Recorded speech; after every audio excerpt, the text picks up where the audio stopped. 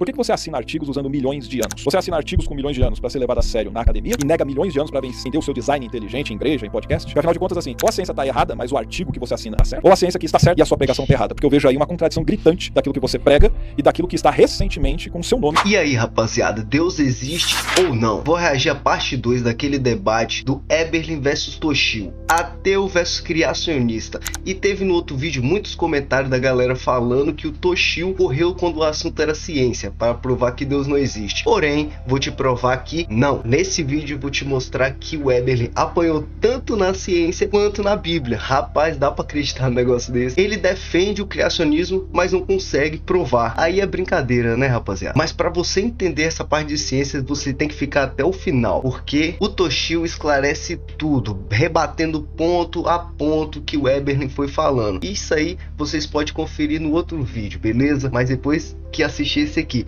Mas para entender legal, fique até o final e não perca nada. Prometo que eu não vou ficar pausando tanto o vídeo dessa vez, beleza? Para vocês pegar a visão certinho. Eu confesso, eu acredito em Deus por enquanto, brincadeiras à parte, mas é de se pensar, fica aquela pulguinha atrás da orelha, né? Deus existe ou não? A ciência prova ou não? Tire sua conclusão. E rapaziada, se você gosta desse tipo de vídeo, se inscreve no canal e deixe seu like. A gente vai destrinchar essas coisinhas aí sobre ateu, se Deus existe ou não, beleza? E vamos para essa reação aí que tá show de bola. Marcos, você afirma lá, você afirma em debate que a Terra tem por volta de 6.000 anos, né?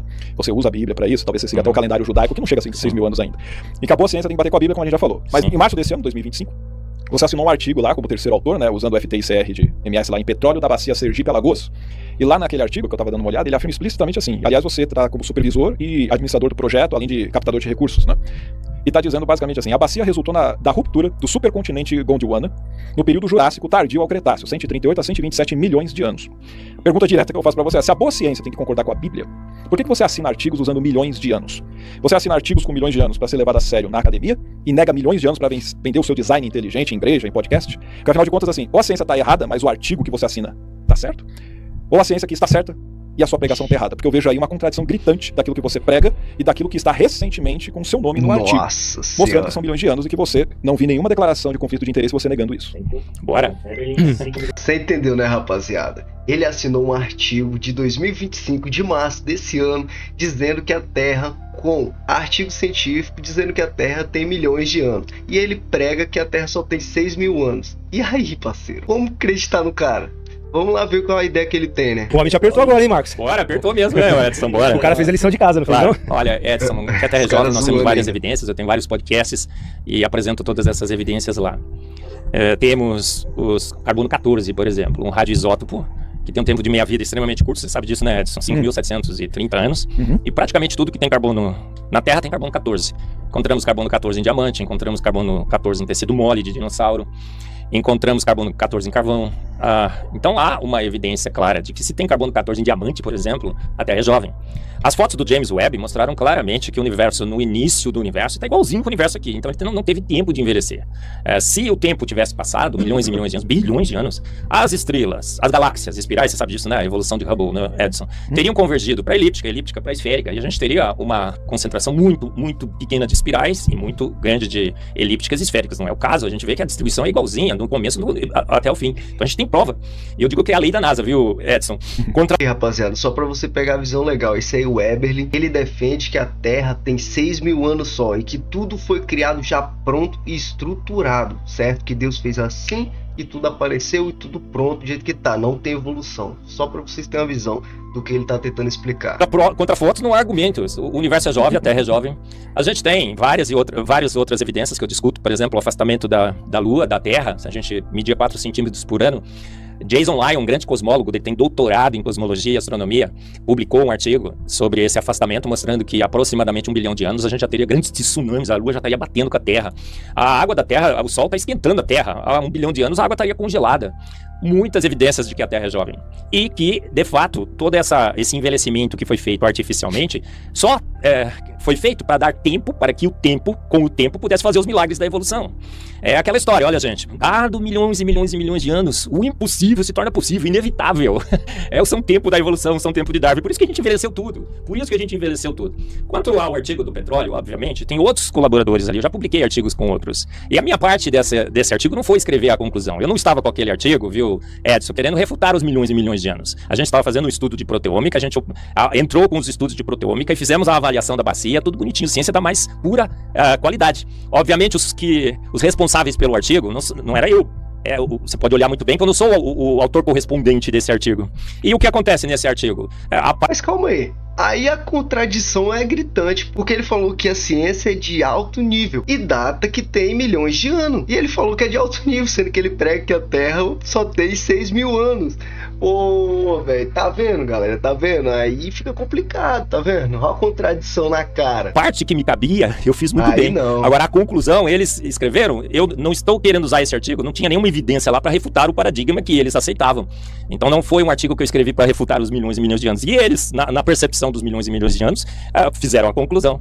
Obviamente, que não estava usando o artigo para comprovar que a Terra nem era velha, que nem era nem jovem. Calma aí, não tá... Como assim, velho? Como assim? Não era pra comprovar se a Terra é velha ou jovem. Aí tem uma coisa que data de milhões de anos. Isso quer dizer o quê? Pô, aí tá se fazendo de besta, né? Qual é, Eberlin? A pancada foi severa, hein? Apenas o artigo foi escrito dentro do paradigma predominante da academia dos milhões e milhões de anos. Imagina se eu chegasse para os autores lá, né? Eles falaram assim, não, eu vou colocar isso daí. Eles iriam me pedir evidências que eu não tinha nesse artigo. A gente não pegou o artigo para provar que a Terra era jovem. A gente estava fazendo um estudo de petroleômica. E foi exatamente o que o artigo fez. Um excelente artigo de petroleômica que foi escrito dentro do paradigma equivocado dos milhões de anos. O que eu posso fazer? Mais 20 minutos? Olha, 40 segundos. Mais evidências que a Terra é jovem. Desculpa. Mais 20 minutos, ele tá perdido. Tô falando, família, a pancada é severa. Esse ateu Toshio aí, o cara veio quebrando, na moral, mano. Rapaz. Primos, a Eva mitocondrial, o Adão Y. Fomos no nosso genoma, gente, e fomos ver quantas mutações deletérias nós temos acumulado ao longo de toda a existência da Terra. Deu 6.000 anos. A Eva viveu na Terra há 6.000 anos, Adão Y há 6.000 anos. A vida na Terra é jovem. A Terra é jovem? Claro que sim. Olha a Lua, não poderia estar se afastando. Veja o carbono 14 que nós temos. Temos a foto do James Webb mostrando que o universo é jovem. Tudo está mostrando que o universo é jovem. Por que a gente quer achar que é velho? Porque se não achar que é velho, o tempo não terá o tempo para fazer os seus milagres e o Edson vai ficar sem evidências para provar a inexistência de um ser que não existe. Toshio, 3 minutos e 20 segundos. Maravilha.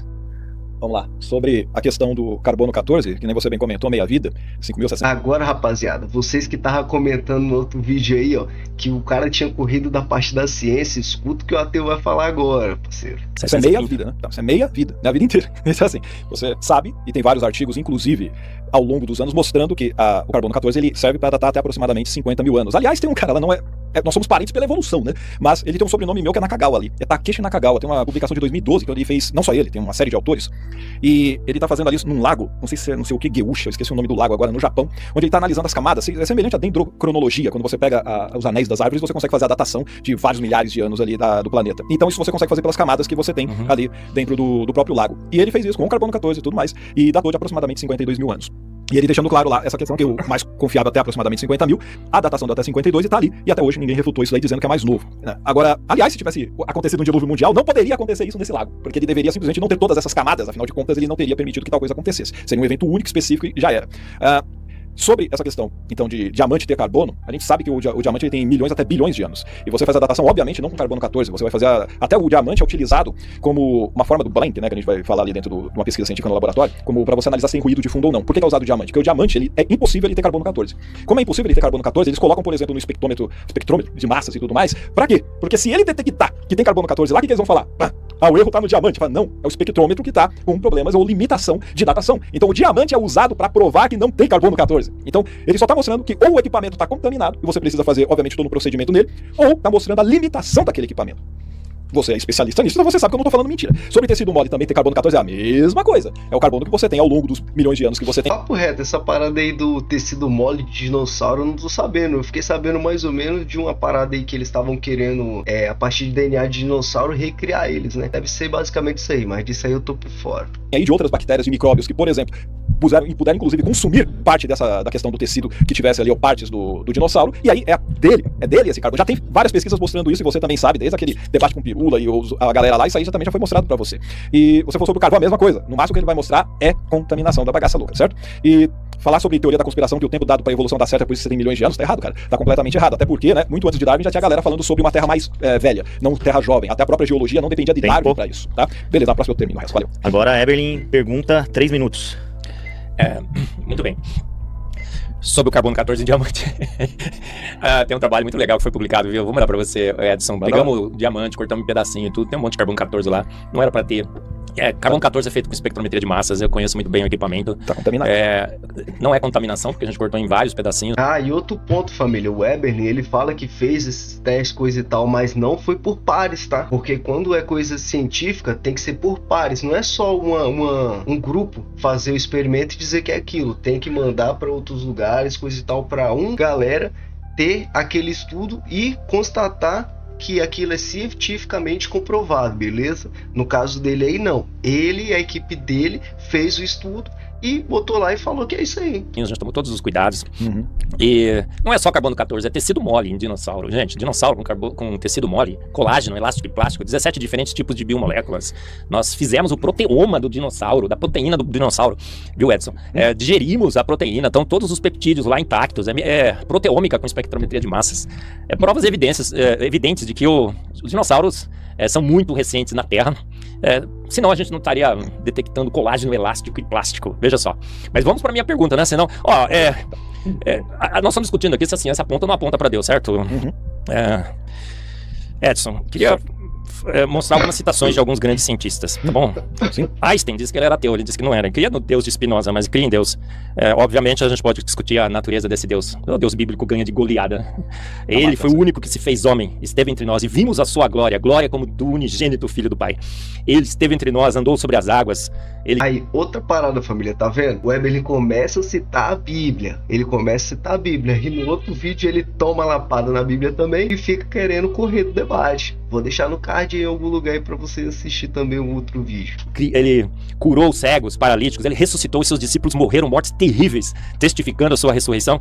Mas o Einstein não cria um Deus diferente, mas ele cria. E ele disse assim, uma inteligência de tal superioridade que, comparada com ela, toda obra e o pensamento humano é um reflexo absolutamente significante. Schrödinger, a ciência às vezes finge responder com respostas quase sempre tolas, mas isso não nos deve surpreender, pois a ciência escolheu eliminar a Deus. Escolheu, foi uma escolha. Olha só, Thomson, pai da minha área, espectrometria de massas, dado após dado, espectro após espectro, a verdade que é enfatizada a cada avanço da ciência é essa, que grandes são as obras do Senhor Deus Todo-Poderoso que todas as coisas fez. As principais universidades no mundo foram criadas por homens que creem em Deus, você sabe disso, né? Olha o que o Planck disse, todos os cientistas que têm qualquer profundidade em seu trabalho descobrirão a mão de Deus na natureza. Pasteur, já citei, um pouco de ciência nos afasta de Deus, muito nos aproxima. Newton, esse sistema maravilhoso... Eberlin, sua pergunta. Acabou, minha pergunta. César Lattes diz o seguinte, não creio no Big Bang, creio na Bíblia. Só um ponto aqui, família. O Eberlin, você pode ver que ele não prova nada na ciência. Ele vai falando dos acontecimentos, das probabilidades, coisa e tal, e no final ele deduz. Tem que ser um Deus, tem que ser uma coisa superior, maior, mas tipo assim, aí ele fala e deduz, não prova. Se ligou? Qual que é a ideia? Vamos lá. Você é novo em ciência, né, Edson? Você acha que com muita ciência você vai largar seu ateísmo? É impossível, né? Porque simplesmente é igual alguém voltar a acreditar em Papai Noel. E aí não tem como, cara. É impossível isso, na verdade. Sinceramente, eu acho bem estranho quando alguém fala que é ex-ateu, porque quando tem esse conhecimento que a gente acaba tendo, né? Tem pessoas que simplesmente dizem, ou por causa de uma revolta, vai virar ateu. Deus não me respondeu, tô frustrado, vou virar ateu. Não. Tô falando de alguém que pega, independente de ter passado os perrengues que eu passei e passo, eu começar a questionar essas coisas e falar, não, peraí, tem alguma coisa diferente aí. Então, assim, a ciência, na verdade, só mostra que não tem Deus nenhum. Essa é a verdade, né? Mas vamos lá, eu acabei não falando, né? A pergunta que eu fiz pra você foi sobre o seu artigo, você respondeu, colocou outras coisas, eu fui procurando trazer a respeito disso. Mas quando você diz que você não estava escrevendo o artigo, eu relembro, você está ali, pelo menos no que está escrito, a não ser que não seja uma verdade, mas está dizendo que você estava na supervisão do artigo, na administração do projeto do artigo, além de captador de recursos. Então você sabe. Então, ele vai falar agora sobre o artigo que o Eberlin publicou. Publicou não, assinou, entendeu? Que ele falou que lá no artigo data que tem milhões de anos.